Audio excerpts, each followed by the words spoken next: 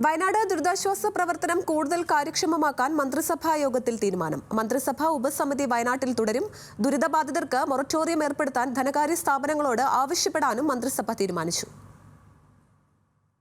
വയനാട്ടിൽ ദുരന്തത്തിനിരയായവരുടെ പുനരധിവാസമായിരുന്നു മന്ത്രിസഭാ യോഗത്തിലെ പ്രധാന അജണ്ട.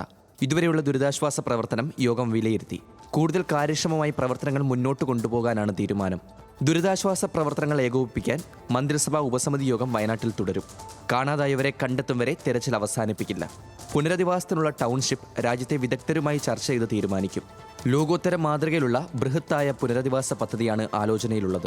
താൽക്കാലികമായി പുനരധിവാസത്തിനായി ക്യാമ്പിൽ കഴിയുന്നവർക്ക് ഉടൻ വാടക വീടുകൾ കണ്ടെത്തും. അതേസമയം ദുരിതബാധിതർക്ക് മൊറട്ടോറിയം ഏർപ്പെടുത്താൻ ധനകാര്യ സ്ഥാപനങ്ങളോട് ആവശ്യപ്പെടാനും യോഗത്തിൽ തീരുമാനമായി. തിരിച്ചടവിനായി ഭീഷണിപ്പെടുത്തിയാൽ സർക്കാർ തലത്തിൽ കർശന നടപടിയെടുക്കാനും മന്ത്രിസഭായോഗം തീരുമാനിച്ചു. ന്യൂസ് മലയാളം, തിരുവനന്തപുരം.